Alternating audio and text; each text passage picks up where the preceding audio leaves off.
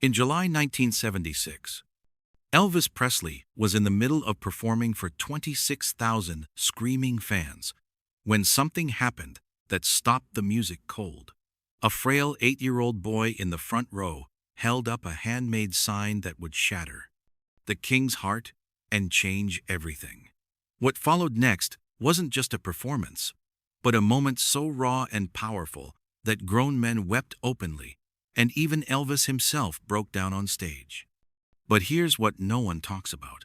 What did that dying boy whisper to Elvis that made the king of rock and roll do something he'd never done before in his entire career?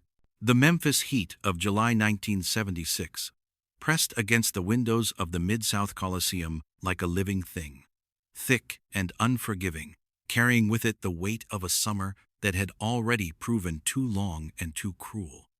Inside his private dressing room, Elvis Presley sat motionless before an ornate mirror that had witnessed 1,000 preparations, 1,000 performances, 1,000 moments when the man had to transform into the legend that the world demanded. The reflection staring back at him showed someone he barely recognized anymore, puffy around the eyes from sleepless nights and prescription remedies, the famous jawline softened by midnight binges, and the relentless march of time, the golden hair now requiring more product and more careful styling to maintain its rebellious sweep that had once come so naturally. His white jumpsuit hung on its custom stand like a glittering suit of armor, hand-sewn with eagles and studs that caught the lamplight and threw it back in 1,000 tiny mirrors. Each sequin represented another expectation, another night of being everything to everyone while slowly disappearing to himself in the process. The costume had been let out twice this year by his personal tailor, and still it felt like a straitjacket when he wore it, constricting not just his body, but his very ability to breathe freely. On the vanity before him, prescription bottles stood in neat rows, like pharmaceutical sentries. Demerol, for the back pain that shot through him with every movement. Placidol, for the sleepless nights that stretched into dawn. Dilaudid for everything else that hurt too much to name or acknowledge in the harsh light of day. Through the thin walls of his sanctuary, he could hear the rumble of anticipation building outside like distant thunder. The sea of faces, creating a symphony of expectation that rose and fell like ocean waves against an unseen shore. Their collective energy so powerful it seemed to make the very foundations of the building vibrate with their need. They had driven from across the South, some camping overnight in the parking lots with sleeping bags and Coleman stoves, all of them carrying pieces of their hearts they wanted to give to him, pieces they believed only he could heal or complete or make whole again. A half-eaten peanut butter and banana sandwich sat abandoned on a silver tray beside his elbow. Next to it, a glass of sweet tea growing warm and flat in the stifling air that the air conditioning couldn't quite conquer. Even his favorite comfort food, the simple pleasure that had sustained him through countless lonely nights, had lost its appeal in recent months.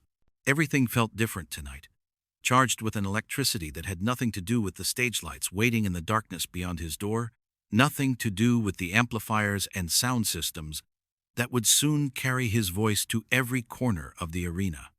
A reckoning approached, one that would crack open the carefully constructed walls he'd built around his heart over the years of fame and fortune and the terrible isolation they brought with them. The intercom crackled to life with Red West's voice cutting through the humidity like a blade. "Boss, they're ready for you in 5. But Elvis remained seated, staring at the man in the mirror who looked like he was drowning in his own reflection, suffocating under the weight of his own legend. The corridor leading to the stage felt longer than usual as Elvis made his way through the bowels of the Mid-South Coliseum, his entourage flanking him like a protective phalanx. Jerry Schilling walked close beside him, occasionally glancing at his watch and then at Elvis's face, reading the subtle signs that only years of friendship had taught him to recognize. Elvis was somewhere else tonight, lost in thoughts that pulled him away from the familiar pre-show routine. Priscilla's lawyer had called again that morning, papers requiring signatures that would make their separation legally final. The conversation had been brief, clinical, reducing years of marriage to property divisions and custody arrangements. Lisa Marie was spending the summer at Graceland, her laughter echoing through rooms that had grown too quiet, too empty. She was the one pure thing left in his world, the only audience that mattered when the costumes came off and the lights went down. His hands trembled slightly as he adjusted his cape, the medication making everything feel distant and muffled, like experiencing life through thick glass. The doctors assured him it was temporary, that the combination of pills was necessary to manage the pain that shot through his back with every movement. But temporary had stretched into months, and the pills had become as essential as breathing. Colonel Parker's voice echoed in his memory from their meeting earlier that week. The fans don't want to see you hurting, Elvis. They want to see their idol. So he buried their hurt deeper, painted on the smile wider, and gave them what they came for. The stage manager appeared suddenly, his clipboard clutched against his chest like a shield. Elvis, there's something unusual tonight. We got a call from Methodist Hospital about a special request. There's a family, their boy Island. His voice trailed off as he searched for words that wouldn't break before they reached the air. He's real sick, Elvis. Real sick. They're in the front row, Section A. The boy made a sign. The words hit Elvis like cold water in the suffocating heat. He'd received thousands of requests over the years, letters from hospitals, pleas from families facing impossible situations. Most never reached him directly, filtered through layers of management and security. But something about the stage manager's tone, the way his voice cracked on the word sick, made Elvis stop walking. Through the curtain, he could hear the opening act finishing their final song, the crowd's energy shifting and building toward the moment they'd all been waiting for. In minutes, he would step into those blazing lights and transform into the myth they needed him to be. But first, a deeper truth emerged in the part of him that remembered what it felt like to be human, to hurt, to need something more than applause, to make the pain stop. His mother's voice whispered from memory, Elvis, Aaron, you take care of people. That's what we do. Tonight, he was about to discover just how prophetic those words would prove to be. Minutes later, bathed in the familiar glow of stage lights, Elvis found himself lost in the opening notes of Love Me Tender. The stage lights blazed down like white-hot suns as Elvis moved through Love Me Tender, his voice carrying across the Coliseum with the practiced ease of 2 decades in the spotlight.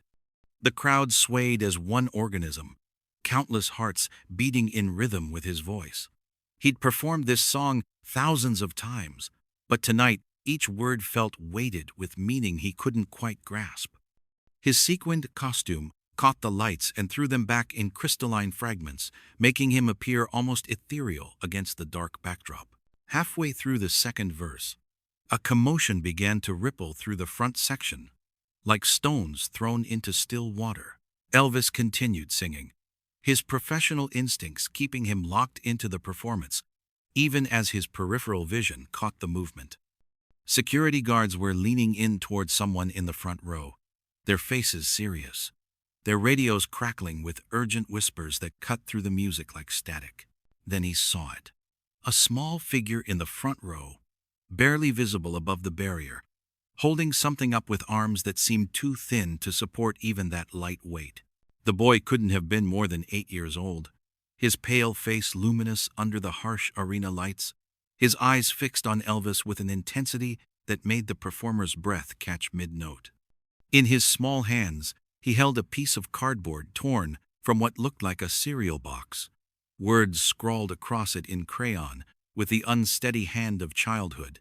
The guitar continued its gentle melody, but Elvis felt his voice falter as he read the message that would stop his heart. Please sing with me before I go to heaven. The words hit him with the force of physical blows, each letter carved into his consciousness with brutal clarity.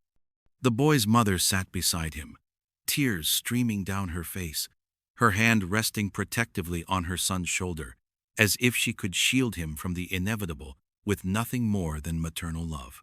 Time seemed to stretch and warp around them, The chorus of voices that had been singing along began to fade into confused murmurs as people noticed their idol had stopped moving, stopped singing, stopped being the performer for a moment that felt like eternity. The backing band continued playing, uncertain whether to stop or push through, their eyes darting between Elvis and their sheet music with growing concern. Elvis stared at the boy, seeing in those two knowing eyes a reflection of every prayer he'd ever whispered in the dark hours before dawn. Every moment, he'd wondered if God was listening to the pleas of a man who'd lost his way in the maze of his own fame. The child's sign trembled in his grip, not from nervousness, but from the physical effort of staying upright, of being present for this moment he'd dreamed of, through hospital stays and treatments that promised hope, but delivered only borrowed time. The silence stretched across the Colosseum like a held breath, the packed arena sensing that something profound was happening but not yet understanding what. Even the ever-present hum of arena ventilation seemed to quiet, as if the building itself was leaning in to witness what would happen next. Elvis felt the familiar weight of his cape, the constriction of his collar, the expectations of the crowd pressing down on him like atmospheric pressure before a storm.